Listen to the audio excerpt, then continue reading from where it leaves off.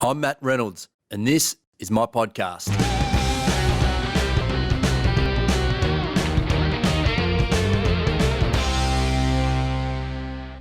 Pete, thanks for doing this. Absolute pleasure. You have an unusual office here for the area of business that you work in. Yes. I'm sure you get that often. Yes. You must have some sort of appreciation, something about spaces that you like. Yep. Can we go into that a little bit? Yeah, sure. So I guess the physical space that people work in, I think, is a really important piece of the DNA of how happy people are. So we've tried to put things like monkey bars in the office, and we've got a full-size horse in the office. And it's really meant to help people when they walk past these things sort of go to a place that they're probably not expecting if you came to a traditional professional services firm. Yes. So yeah, I believe that if you're going to spend time, and it's a good probably 40 hours a week, maybe 50 hours a week somewhere, you want to really enjoy the space that you're living in. And having worked in lots of offices in my life, some of them being pretty awful and uninspiring, I think that would have a direct relationship on how well you do your job. So that's the reason for the offices. And when we built this office, we were small and didn't have a lot of money, so we tried to do it smart. And you'll notice that throughout the fit out, that there's a lot of things like Lego sculptures on the wall that my kids have made, and Yes. sort of old couches and old chairs, and it seems to have worked pretty well though. And do you measure it in any other way except for general happiness? Measure the impact of the space, because traditionally or accountants would try and put that back to a number value, right? Yeah, no. Is that something that you do? Or? No, I don't. I think you intuitively know whether something works or not. So I believe, and I don't know if this is a fair call or not, that most people, when they walk into a restaurant or into a bar or into someone's home or into an office or into a factory, get a sense of whether the space works or not. Yes. So I would never assign a number to it. I wouldn't say that it's a happiness quotient or anything like that. I'd just say you know that it works or it doesn't. Now, people have different opinions, so you're always going to get people that look at it and go, I don't understand why they've done this. Yes. But for the most part, I think people get it, and I think the way that people talk about BlueRock and the offices here is a testament to the fact that the space does work.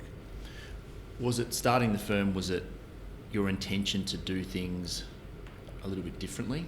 It was, but when I started at BlueRock, I was in my early 30s. I just had Harrison, my oldest son, and I probably didn't have the confidence to necessarily go as hard at the ball as I do now. So when we started BlueRock, it was really about trying to create a different type of business that looked after a community rather than looked after business owners per se, which sounds like a weird thing to say, and I suspect history will prove the model that BlueRock has as being the right model, which is we don't look at business owners as clients. We look at them as part of an ecosystem that we support and they support us.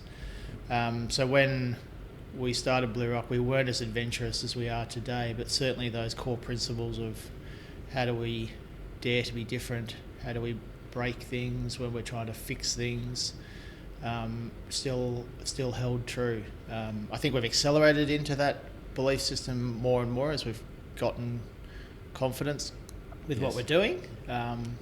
But in those early days, it was certainly, we were different. We just weren't that different. And if you have a look at the Wayback Machine.org, which is a website where you can go back and look at old websites, you'll see the old BlueRock website. You'll see the iterations of how it went through, and I think that also talks to our personality as to the offices.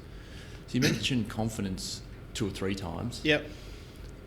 Is that a time thing in business? Do you just need to give yourself that space to develop confidence to go for things? Or it's a maturity thing, for sure. So I think confidence comes when you do something well repeatedly. So when you're playing footy as a young kid or cricket as a young kid, and you start to really hit the ball or kick the ball well, you get confidence because you're doing it over and over and over again. So business isn't dissimilar in the sense that you can get lucky when you're young and you create an idea that is truly amazing.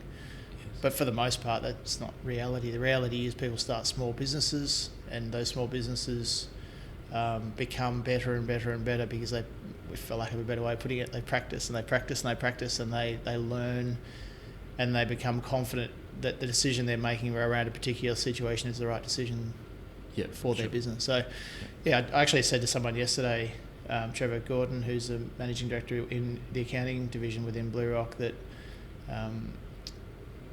accounting directors are a lot like children in some respects. I know that's a controversial thing to say, but if you're dealing with a fourth year accounting director, it's almost like dealing with a 4-year-old versus dealing with a 10-year accounting director, dealing with a 10-year-old, because there's just a level of depth that comes with being in meetings that are really hard meetings to deal with, and 6 years of experience counts for a lot. It does build up your confidence for sure. Yeah, so you do have to spend that time. You can move at different paces, and that's certainly true of anything. But it is a time of the seat thing, and having dedication to your craft and really wanting it. And it's the same in sport as it is in business. If you're passionate about what you do, and it's not like a job, just constantly hitting the track, you get better and better and better and better. But you've got to have that dedication. Do you have that fail fast mentality or philosophy that we hear so much about in or at BlueRock? It's an interesting question. I don't like to fail, so I never go into things thinking that I'll fail. But I do things quickly, and they often don't work. Yeah. But I think that is what the philosophy is about. Not setting out to fail. No, I understand that. So I certainly have no issue with just having a crack, and if we fail, we fail. But I'll usually do it around a strategic imperative that will then go in from the sides and make sure that we're tackling the bits that will actually make that initiative a success in the long run. And we've got a lot of those going on at the moment, actually, where we're just sort of driving hard to get stuff done that hasn't been done before, and it's interesting to see how people are reacting to that. Okay. In what sense? Well, I'll give you an example. It's probably the easiest way to explain it. Sure. So we're building a tool at the moment that automates how we undertake our estate planning for our clients. And right now, that process is quite a lengthy process, and you're going deep in terms of understanding the client's needs and working through how the estate plan will affect them when they die. Yep. The tool isn't meant to replace that process, but it's meant to enable more people in the organisation to actually have that conversation with clients in a way that builds out the framework for the ultimate documents that the clients sign. So using software to kind of take your staff, or help take your staff through, or help their clients take them through the correct process. 100%, yep. And that has been a process that has been a little bit like, I've said, let's do this. I think it's a really important thing we need to get happening quickly. Haven't had a lot of traction because I think people are a bit unsure about how to approach it. Yep. The way that I've approached it is I've engaged a external company to help me build the platform. A turnaround time of about 3 weeks from when we started the process to now with a minimum viable product. And I know it's not right, but just iteratively we'll get it right over the next month, and we should have something that we can roll out to our clients, hopefully by the start of the next financial year. Yes. It's a pretty quick process. I mean, that's exactly what you're saying. So. Yeah, that's exactly right. Yeah. And I want to make sure that we always have that philosophy, because too often people or businesses make a decision to do something and they don't do it quickly enough, and they don't necessarily realise that it's having a negative impact, but it probably is having a negative impact. Yeah, I see that a bit. So getting caught in the middle is as bad as not doing anything at all. 100%, yeah. Right, so I agree with either foot on the brake or foot on the accelerator. So if you don't want to have your foot on both, then you cause a lot of issues. Can we go? I sort of want to spend a little time talking about your business journey, if you like. Sure. Your first business. When did you? So I've told the story a few times. I I was a tender-old age of 26. I was working in a large accounting firm, one of the biggest accounting firms in Australia, if not the world. And I decided that if I was going to do my job as an advisor properly, I needed to understand how businesses ran. So I built a little bar called Murmur, which we still own. Yeah. And I went in there every night after work, and I tiled, and I did put in toilets, and I put up bars and installed all sorts of stuff that I'd never ever done before. This was it wasn't really pre the internet, but it was pre having access to like YouTube videos where it showed you how to tile and it showed you how to install. You actually had to figure it out for yourself. Yeah, and I did a terrible job of it, right? Like if you go to this bar today, you'll see shoddy workmanship all over the place. So it was me and three of my mates who were in there every night after work and there on weekends. Mm-hmm. We opened, I think we took the lease over in October, we opened in February, and the first night we did $1,000 in sales, which was basically all of our mates, and probably half of it was me and the boys. Yeah. But we thought we'd cracked, what success felt like. Little did we realise that there's just so much that goes into running a business, even a business that only had 3 staff really. And that began the journey for me in terms of understanding how to run a business. And I wasn't a very aware 26-year-old either, so I was one of these guys who almost had no self-awareness, and just sort of did things without really thinking, is probably what I'd say. I've had to develop that self-awareness over my life, and become much more aware of how sort of cause and effect, how things happen in business and in life. And would you say at that time though, almost a lack of self-awareness is a good thing when you start in some ways? I can see why it would be a good thing, because it would give you the ability just to go and have a crack. That's what I mean, yeah. But on the other hand,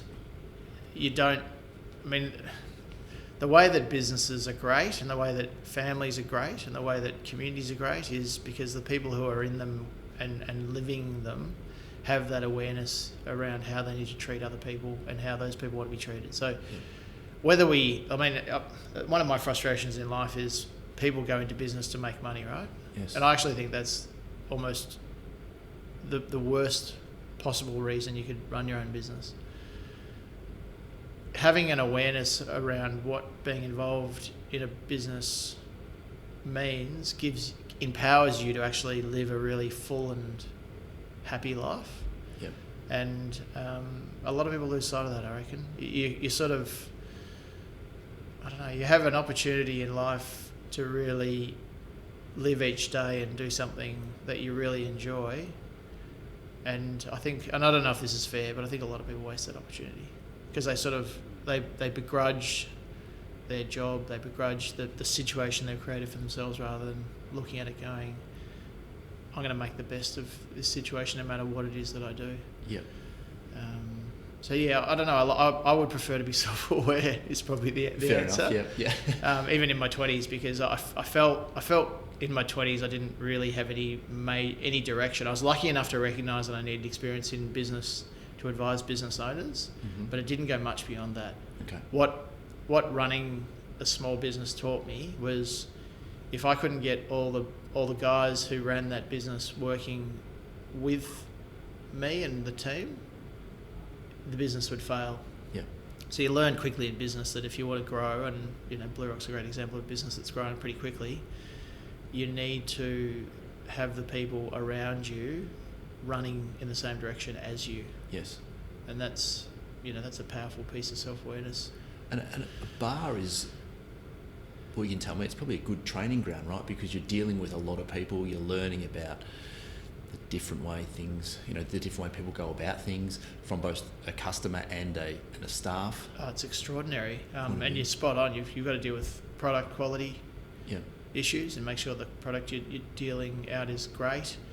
You've got to have amazing people skills in terms of how you manage relationships when you've got aggressive patrons in there or, really pissed people in there. Yeah, that's right. You've got to deal with all of the nuances of how supply chains work and, all the stuff that goes with the regulations around health and safety. So it is a great training ground.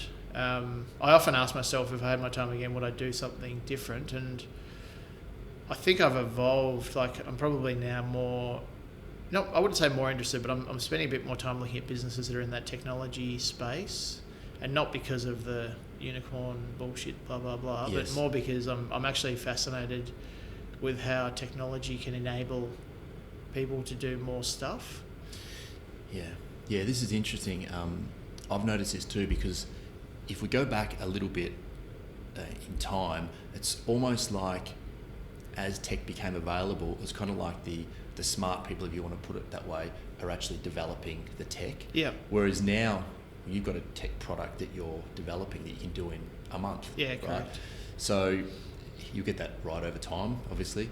Then it goes back to the skills of the person being able to implement that technology, right, or actually use that effectively, 100%. which goes straight back to your people skills and your soft skills and all that sort of stuff. So there's almost, we've sort of come full circle, I think, on this. The technology is so good and so available that it comes back to those skills. You'd almost say, and this is one of my sort of, I'm hanging on to this idea at the moment for dear life. The people who will be most in demand in the future, in terms of people who are going to help communities and businesses and everyone accelerate, are the people who can implement technology.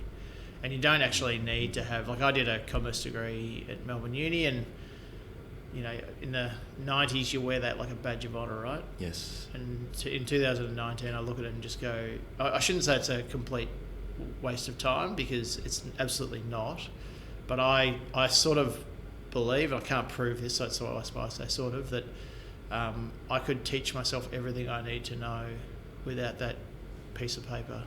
Yeah. And it's those people that are actually the ones who you want to find that can take a piece of software, intuitively understand how it's going to help you, and then implement it in a business to help them accelerate through whatever they're doing. Yeah, and I think out of that there's going to be a bit of a divide form, isn't there? Because not everyone is going to want to implement technology straight away. So the people that get a little bit of a jump on that, we're probably going to see a bit of a fork in the road. Does that make 100%. sense? No, it does, absolutely. And it goes to the sort of the heart of why BlueRock exists. 5 years ago, I could see really clearly where businesses were going in terms of how, and today, and this is what having vision should be about, right? 5 years ago, we set up a division within BlueRock whose primary job was to implement business systems for our customers to help automate the stuff that people were doing manually. And I remember 5 years ago, people were looking at me going, "You're crazy," and some people still look at me and go, "You're crazy," and that's okay, because I still believe that business will be almost the primary operation of BlueRock in the future, and I see it more clearly than almost anyone I know. The businesses that have embraced using computers to automate process and enable their teams to work more effectively have a far greater competitive advantage than the ones that don't. And it's so clear to me, it's ridiculous that if you're not using technology to help run your business, you'll be dead in the water. And that's a fact. And happy to be proven wrong on that, because that's part of my DNA, is to prove me wrong. I want the challenge of someone going, "No, you're wrong, Pete." Yes. But I've got a handful of clients that have gone hard at the technology ball for 3 or 4 years outside of BlueRock helping them. Mm-hmm. And they're going really well, and it usually pivots around a piece of technology that they've built in-house. Yes. That runs the operations of that business off a web-based platform that automates a lot of how they did things. And it's been a real issue, like a lot of money spent and a lot of mistakes have been made, but they're now building something that'll just wipe the competition out. Yeah. To the point that you won't wipe it out because they can't compete because their overheads are just too high without it, right? 100%. We're using email now because it's more effective and efficient than using carrier pigeons, right? Yeah, correct. So we're just further down the line in that exact same absolutely. path. So, Yep. So you still have the bar today? Yes, so we still own Murmur, and that I've got a number of interests in hospitality businesses that I've helped co-create or been involved with. Some of them are going well, some of them aren't going well, and that's normal in business. So I'm reading a book by Phil Knight at the moment called Shoe Dog. He ends the book with a discussion around people that are entrepreneurial, and he says the more stuff you do and the more visible you are, the bigger the target on your back. And it's hard when businesses fail, but it's also part of that journey that business owners have to take. So across all the businesses that I'm involved with, I've got some really successful ones, and I've had some great wins, and equally, as you would expect, I've had some big losses as well. And I won't make a stupid statement like you learn more from your losses than you do from your wins, because you learn from both. Yes. But I don't know that you can actually be successful until you've tasted failure. Okay. It's like it's an important piece of the journey, I reckon. So, in creating these businesses that you have, and a lot in the hospitality industry, as you just alluded to, you don't do them alone. You tend to do them with partners, co-founders. Is that your philosophy? Yeah, always. Okay. It sort of comes back to that philosophy of I wouldn't say I'm motivated by making lots of money. Like, that's not the thing that drives me. What drives me is having the opportunity to work with people I care about. Okay. So if I start a business by myself, I miss that opportunity from the get-go. And that's probably the bit that I enjoy most, is sitting in a room with someone and strategizing about what does the business look like, what are we going to do, who's our target audience. I really enjoy that part of my life, and if I did a business by myself, it wouldn't be as much fun. Okay. So I think that's, So you're in business with mates? Yep. And you obviously find a way to make that work pretty well? Yep. Yeah, absolutely. Okay. I reckon they're the easiest people to get along with. Yeah, okay. I can't speak for how everyone views, this is part of the self-awareness piece, but I care a lot about my friends and my family. If I can spend more time with them, I will. Yes. And if I can be in business with them, I will as well. Yes. So BlueRock's a great example.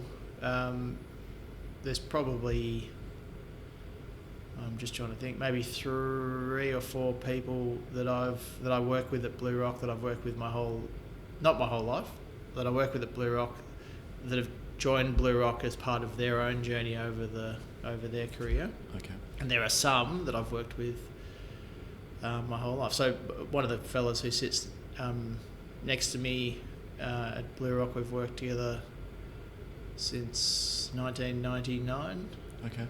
And the woman who helps me organise my life and helps me with a lot of the stuff that makes the business run properly, I've worked with for 17 years within, different businesses and BlueRock. The only where I would draw the line is I probably wouldn't work with my family. That's probably where I'd draw the line. And not because I don't love them, it's more because I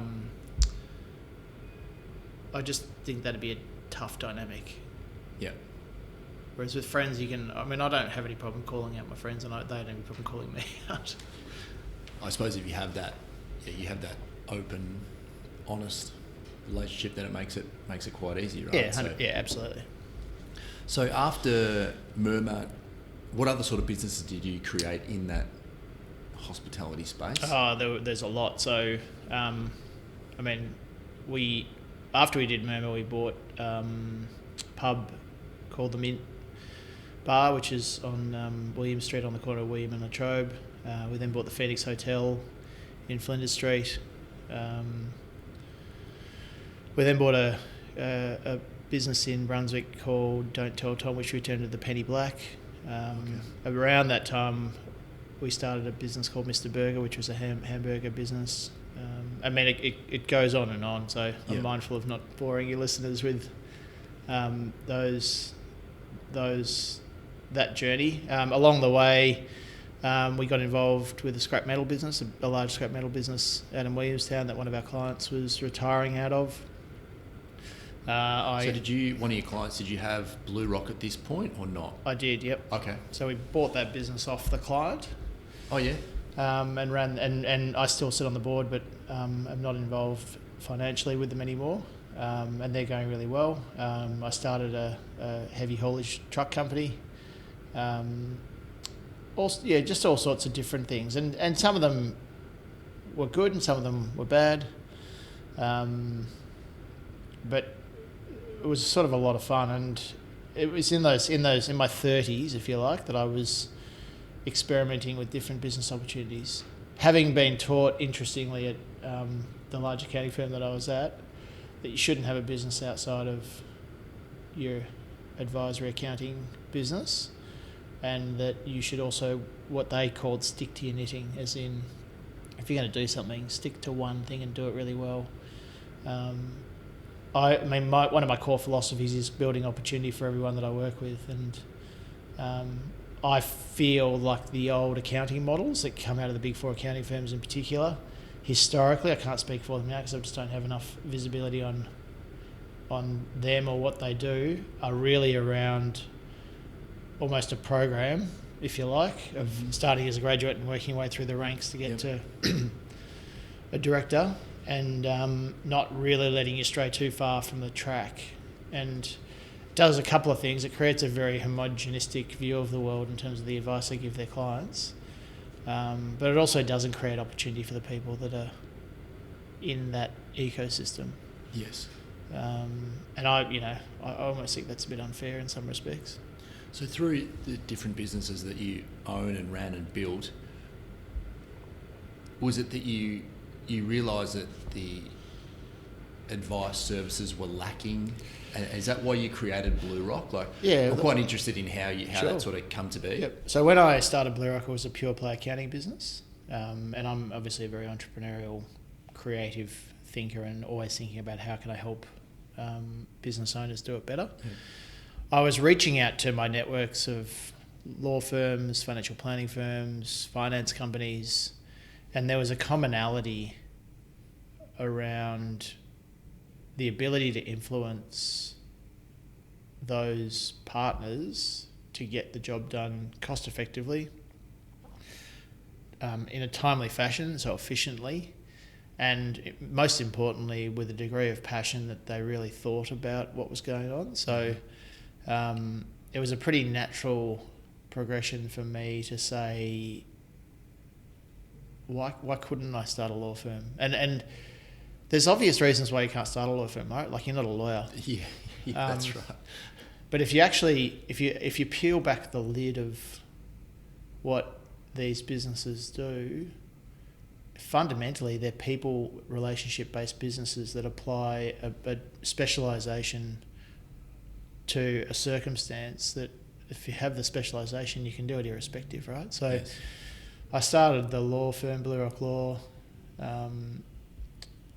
and it sort of went from there. Then financial planning was next cab off the rank. So we're a law, accounting, financial planning business. And you start to get emboldened almost by your success. Yeah. It wasn't long after that I thought, geez, there's a lot of clients that need websites, that need business systems. Like the Xero is just starting to get a bit of traction.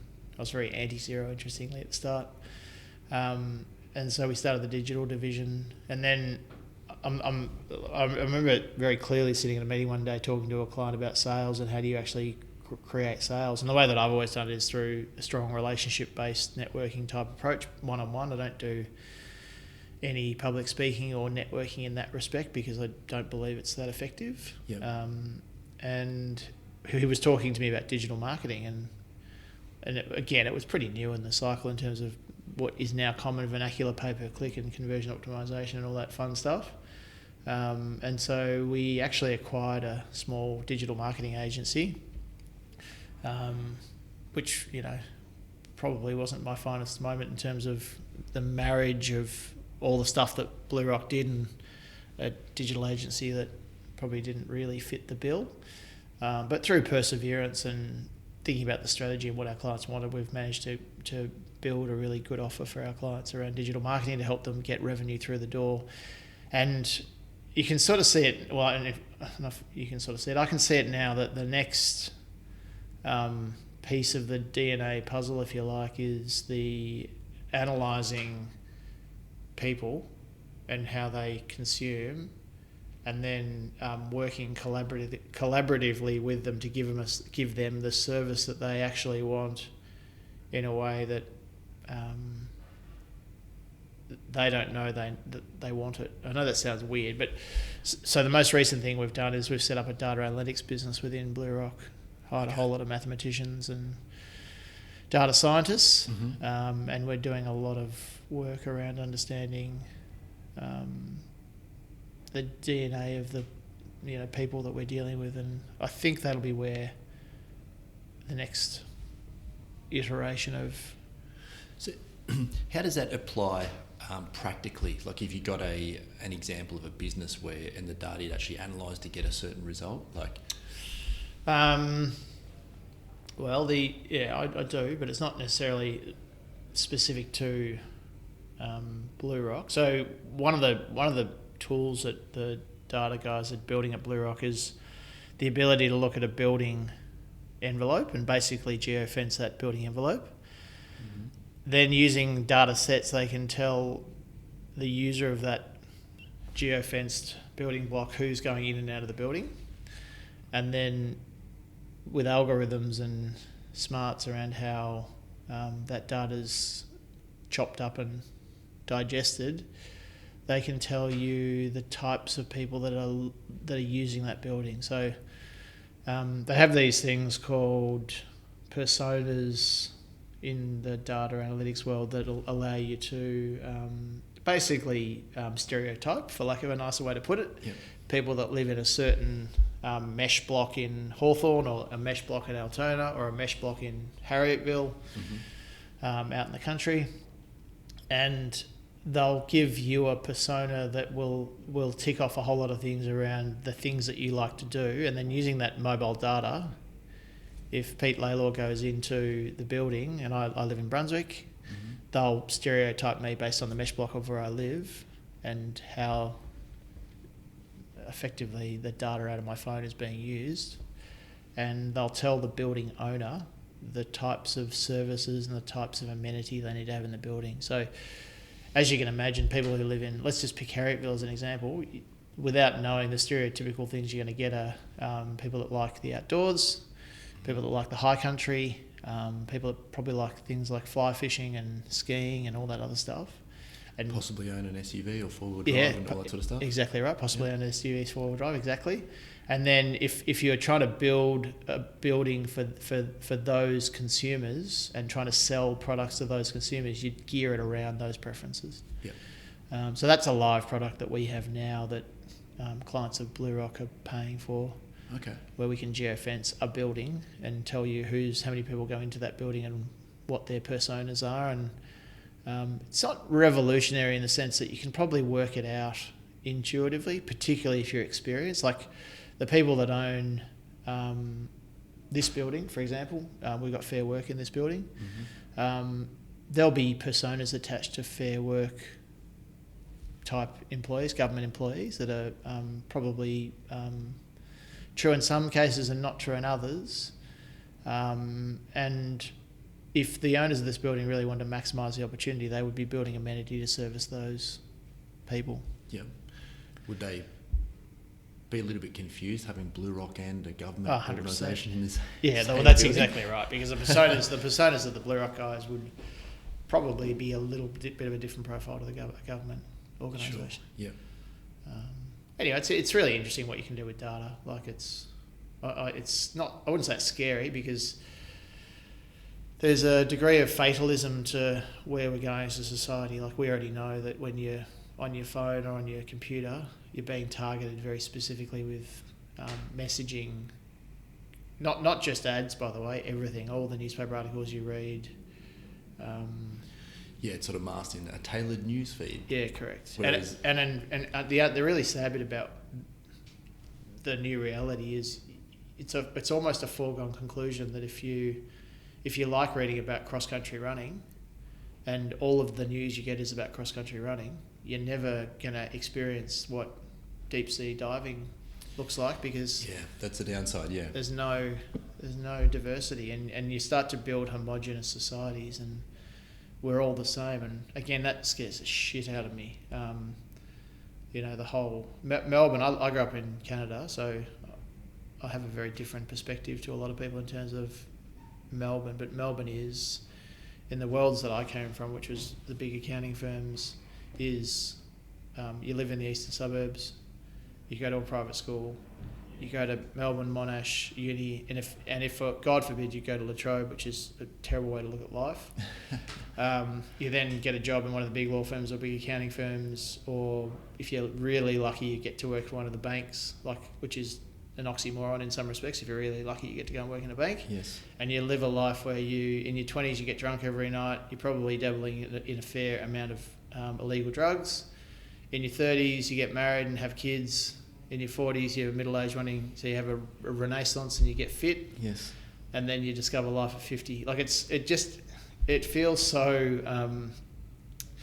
I don't know what the right word for it is, but it feels very Matrix-like. Yes, yeah. It depresses me.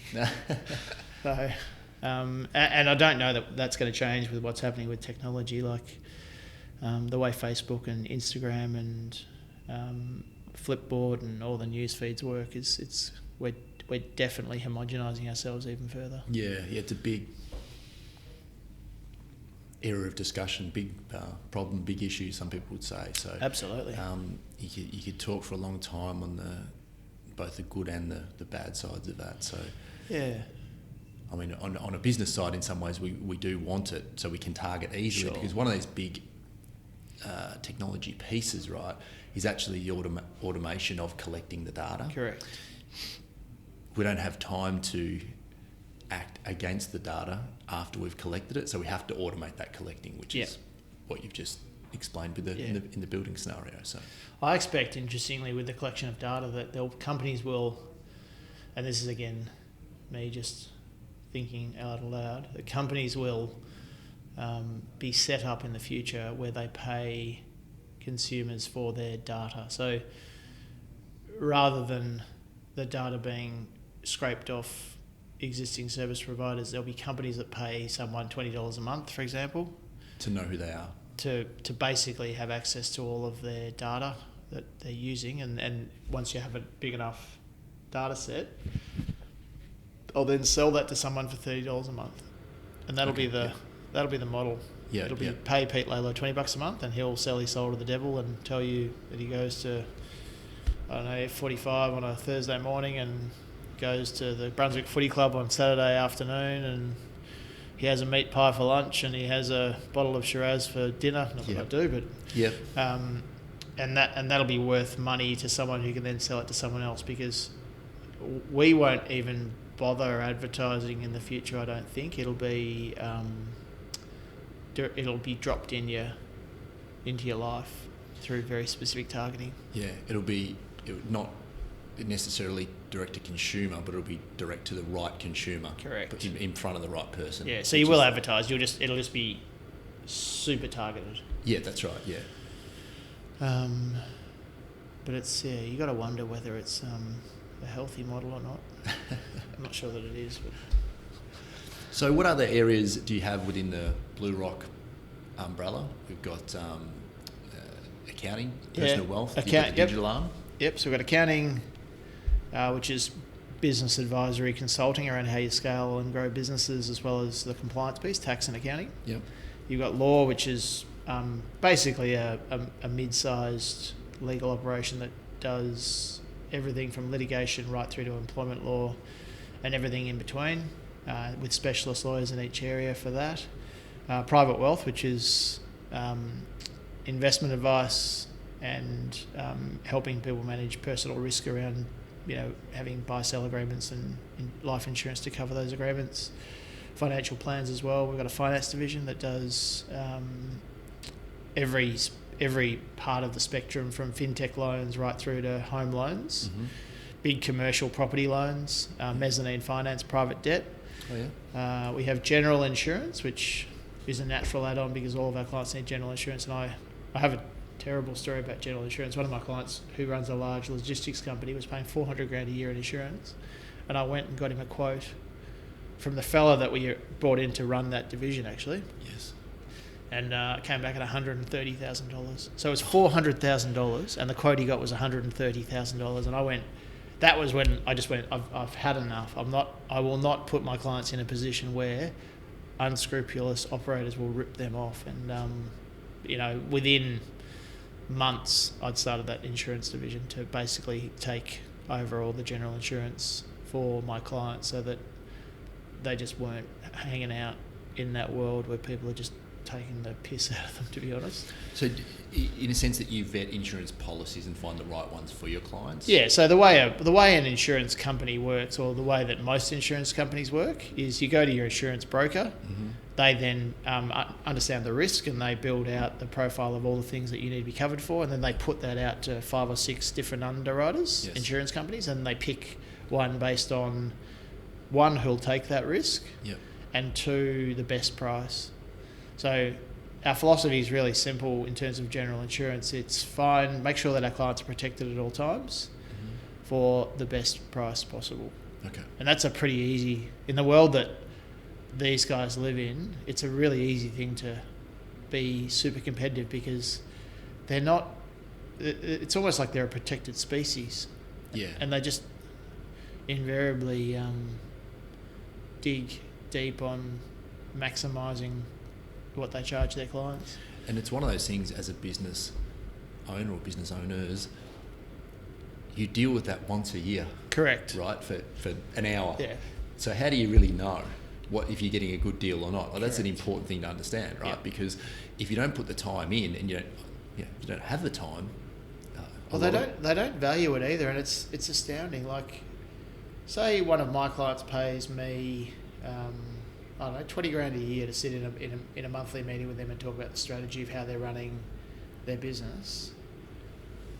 They question that value every time they see me. Is Pete offering good advice? Is he helping me with my strategy? Is he actually driving the business forward? And some say yes and some say no, and that's okay. When they pay $20,000 for an insurance policy, they go, I have to have it, and so it costs what it costs. Yeah. Which is crazy. So anyway, it's sort of one of my pet projects at the moment is to effectively transform how we look after our clients in that regard. So we also have the digital division, which is we do websites, we do business system automation and digital marketing. Mm-hmm. So in digital marketing, there's content creation for what's actually being pushed out to people. There's the Google, Bing, Yahoo AdWord world where you're targeting people with ads. And there's also campaign creation for basically scaling revenue. There's the data analytics division, which we've talked about. There's the bookkeeping division, which obviously does all the bookkeeping for our clients. That's bookkeeping, yeah. So it's a pretty broad spectrum of businesses that help, support the ecosystem that is BlueRock. So one of your things you really focus on is scaling business. Yes. So a 2-part question here: can any business be scaled? No. No, I can't. Okay, so that's the answer to that one. No. What types of businesses scale well and which don't? Yeah, sure. So yeah, in answer to the first part, no, not all businesses can be scaled. But the only caveat I put there, if you had unlimited resources, any business can be scaled. Yeah. Very easy to grow a business irrespective of the bank account. Correct. That's right. What are the best businesses to scale? It's a complex question, but if we're talking to an entrepreneurial sort of target audience that want to scale their business, the things that you've got to think about is what is the thing that drives revenue, and does the fundamental profit model give you capital to scale that revenue driver? So there's a few different things that can scale revenue. One is the capital that you employ from a CapEx perspective to actually generate revenue. So they could be things like cranes, trucks, civil construction, machinery. And if you have cash to buy those, you can scale that business. But it's actually really hard to do because you buy a 20-ton Frana, for example, which is a type of crane, and that might be $500,000. So hard to scale that unless you've got the capital to do that. If you're scaling your business off the back of people, like BlueRock's a great example, right? I started with 5 people 10 years ago, and 4 or 5 years into the journey, I had 20. 10 years into the journey, so 5 years later, I've got 200. And the model lends itself well to scaling because as soon as you plug in a new person, as long as the work's there, they are profit making from the start, so they cover their wages and you can scale them off the back of that. So any business that doesn't have a huge capital requirement to scale, or it doesn't make profit off the person initially, will have trouble scaling. So the ones that do scale well are obviously professional services where you earn dollars from day one, technology companies where you build infrastructure and you can sell basically thin air. So you're selling code to someone. Users onto the platform or whatever. Yep. Users onto the platform. Something where you're buying a product that has huge demand because it's innovative and new and either high barriers to entry in terms of competitors or a unique selling proposition. So we've seen lots of those over the journey. The one we were talking about before is one of the more famous ones, Nike, when Phil Knight introduced the waffle iron shoes, demand far outstripped supply, and he could scale his revenue quickly. Been very good at pricing according to supply too, Nike over the journey. Absolutely. So it's to scale any business, you really need capital if you're going to sell a product. Of course, yeah. Or you need to come up with a business that doesn't have huge amounts of physical capital in the form of machinery or plant or product, or people capital in terms of wages and costs. Yes. But there's usually a switch, interestingly, that you can flick when you're scaling a business. And I feel like I can have a conversation with a business owner over a sort of 3 or 4 meeting cycle and understand what that switch is. And is that a moment in the business? Is that what do you mean by or is that a mindset to actually want to scale you're talking about? You've got to, what I mean is, if a business owner sits down with me to talk about what their opportunity is, I'll try and understand if they want to scale. That's the first thing.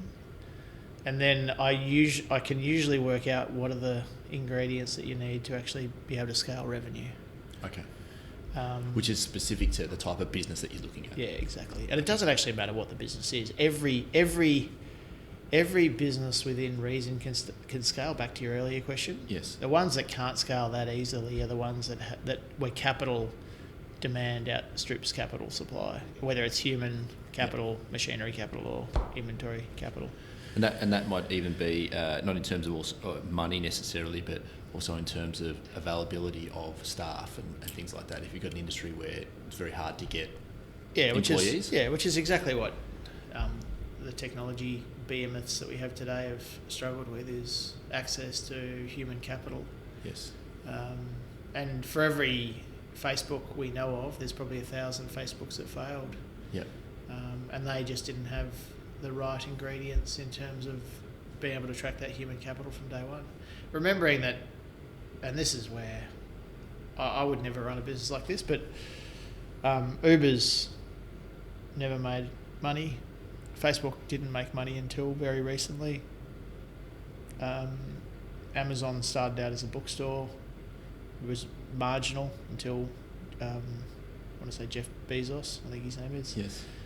Moved into lateral services. And if you sort of cast your mind back in time to General Electric, with GE, which was the company that Thomas Edison started a long time ago, they were an electrical supply. They branched out into finance, they own an aircraft manufacturing business, a plastics business, all sorts of stuff.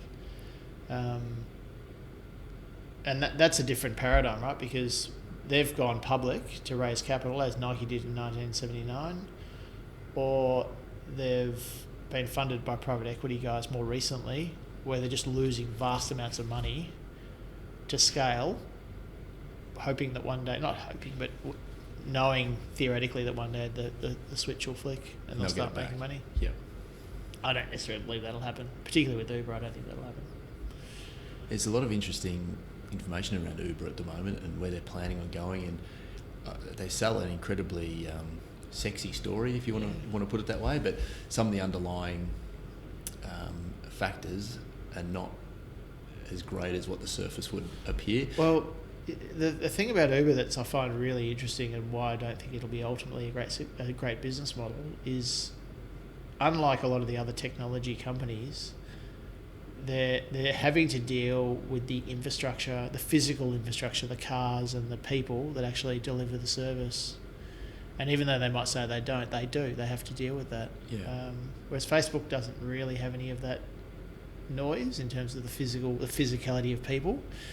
And Amazon is effectively a platform where they've built a technology platform rather than physically manufacturing product, and they might be changing that now in terms of physically manufacturing product, but historically they've always bought and sold stuff as a platform. Yes.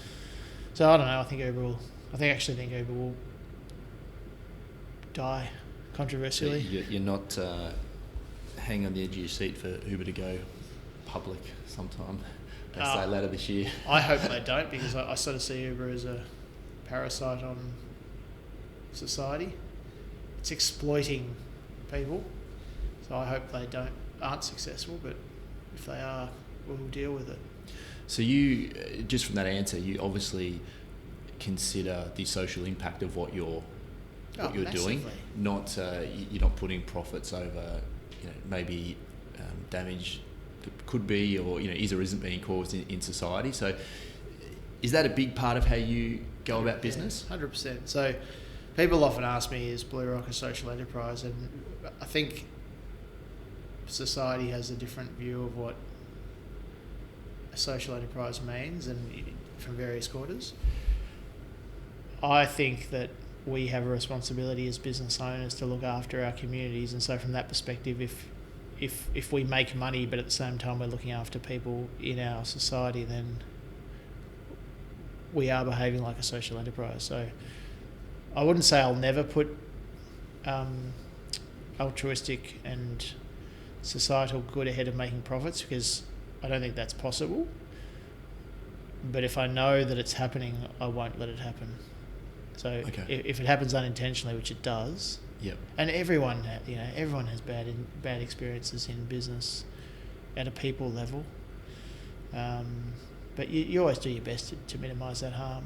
I just get frustrated with Uber because they're basically coming in and disregarding society and what the laws are saying they have to do, and riding roughshod over, and they've done it just through force of volume rather than actually getting approval, and no one in the government had the ability to stop it.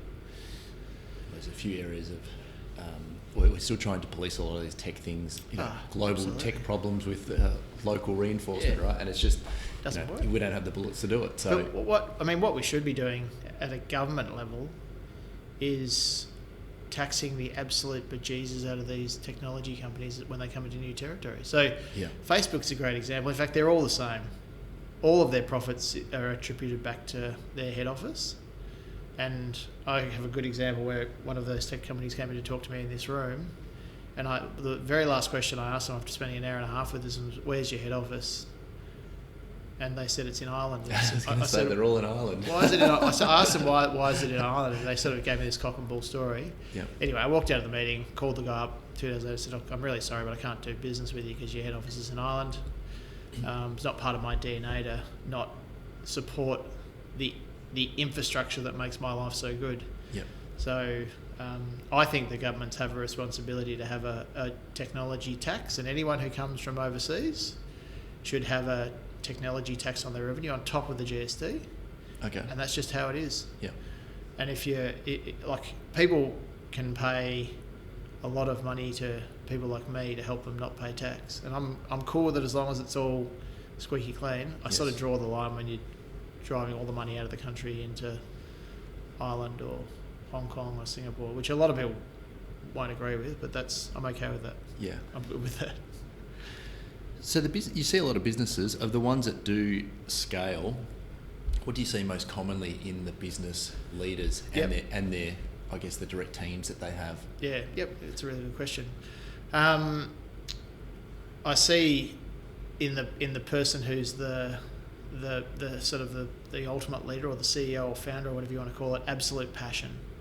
So they're very single-mindedly focused on creating the best business they can possibly create. They're super into it, right? They love it. They live and breathe it. They think about it every day of the week. They probably dream about it. And without that passion and enthusiasm, it's actually very hard to scale any business or run a successful business, whether you're scaling it or not. I see leaders who are uber aware of the impact they have on people and very mindful of how they recognise their leadership team. So, in terms of like incentives? No, not really. In terms of going up to them saying, I thought you did a really great job today, or sending an email out to the leadership team saying, got some really good feedback from someone about a particular product we delivered. So they communicate well in those circumstances. Yeah, and they make people feel like they're part of a team. They're usually hyper intelligent, so they just have the synapses in their brain to sort of quickly join the dots and react to situations very quickly. And they usually plan aggressively in terms of understanding where they're going. So they don't just do and hope. They write down plans of where they're going and how they're going to get there.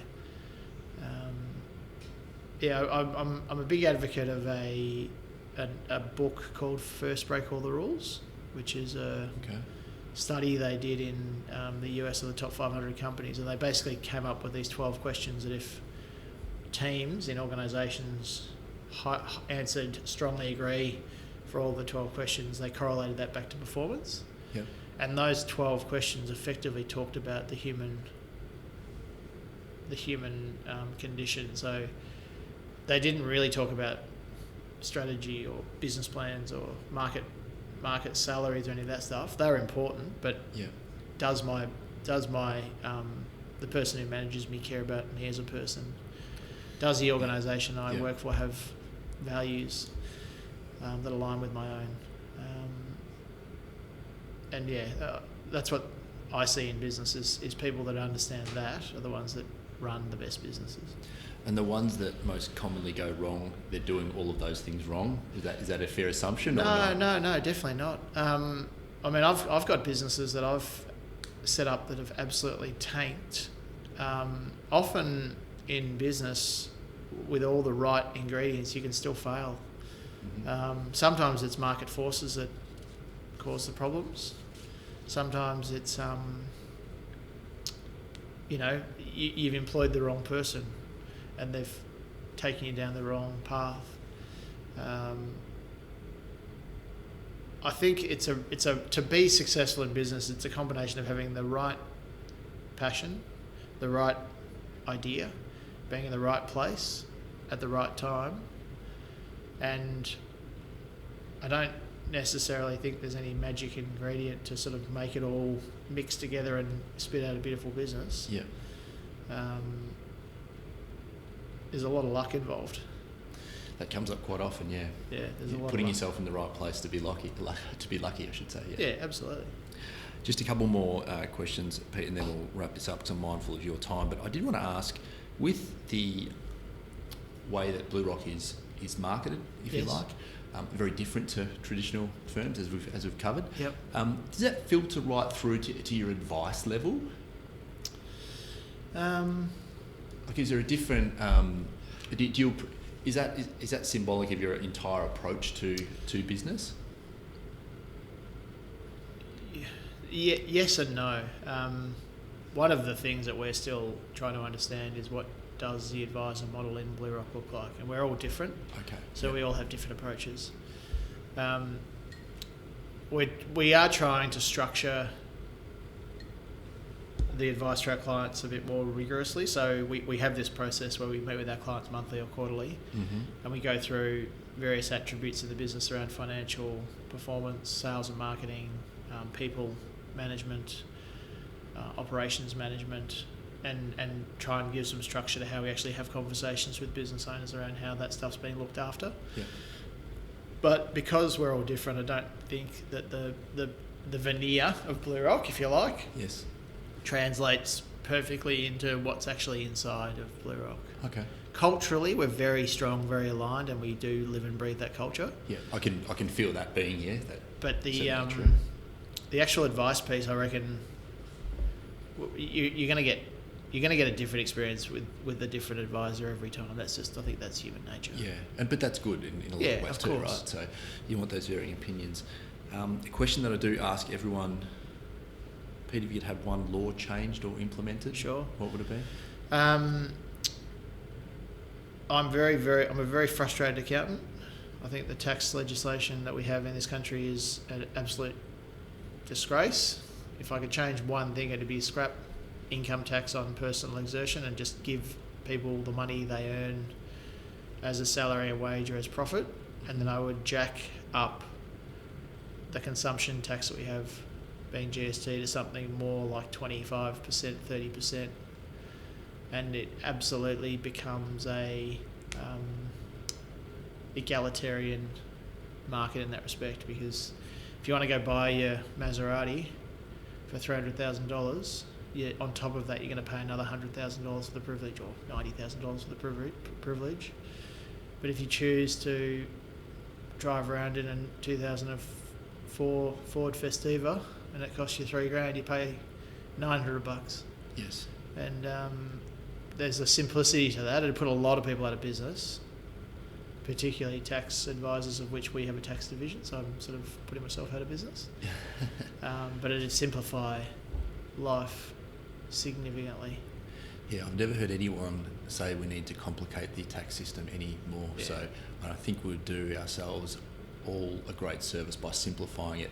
The means, I don't know how you're much obviously better qualified to answer that question, but simply for everybody to understand every aspect of their tax. I don't know if that's really realistic at all. So. No, it's not. And I spent 8 years of my life as a tax accountant, so I understand tax better than most. It is an absolute joke, and unfortunately, the way that human beings are, it's so politically charged that it's very hard to actually get anything done. The fact that the GST got introduced in the first place, I think, was a massive win for the welfare of our community, because the government suddenly had a lot more money they can invest in this amazing country. But I do still think that we'd be better off if we got rid of all those other taxes and just had one tax. Now, practically, I don't know whether that would work, but there's far smarter people than me that would work that stuff out. But sure, it makes more sense to me to charge people on what they're consuming, on everything, houses, cars, you name it. Understand. If we can finish with one piece of business advice that you believe in or live by. I've got a lot, but I think if I was going to give people out there one piece of advice around how to run a successful business, think about how you would feel if you were the customer of your business. What's that experience like for the customer? And if you can solve that piece and go, I'd be really happy if I was a customer of my own business, you're 90% of the way there in terms of running a successful business. There's an absolute bucket load of other stuff I could layer on top of that, but of course, one thing that I'd take away is put yourself in the shoes of the customer. What does the customer want? Don't ever sell someone something that you want, because you'll be selling stuff to thin air a lot of the time. Think about what your customer wants. Yep. Awesome, Pete. Can we get excited? I know you're a Blues man. Can we get excited about the 100%. Floor Club this year? Yeah, it's awesome. We've got a few good prospects running around now, don't we? So I was pleased to hear that you're a fellow Carlton person. Well, that's where the blue and BlueRock comes from. I did read that, and I think that... I'm pretty excited about Carlton this year. Yeah, and the next few years to come, I think... yeah. Finally, we might have turned the corner. Well, I'm not going to count my chickens, because every year I'm excited, and the first 2 games were pretty good. I'd be a lot happier if Doherty was back in the side, but... I know. Look, the first 2 games were great. I didn't have a voice the day after the round 1 game. I went to the game and screamed at them. That first quarter was an interesting quarter of footy. That's good. All right, mate. Thank you. Thanks, Pete. Cheers.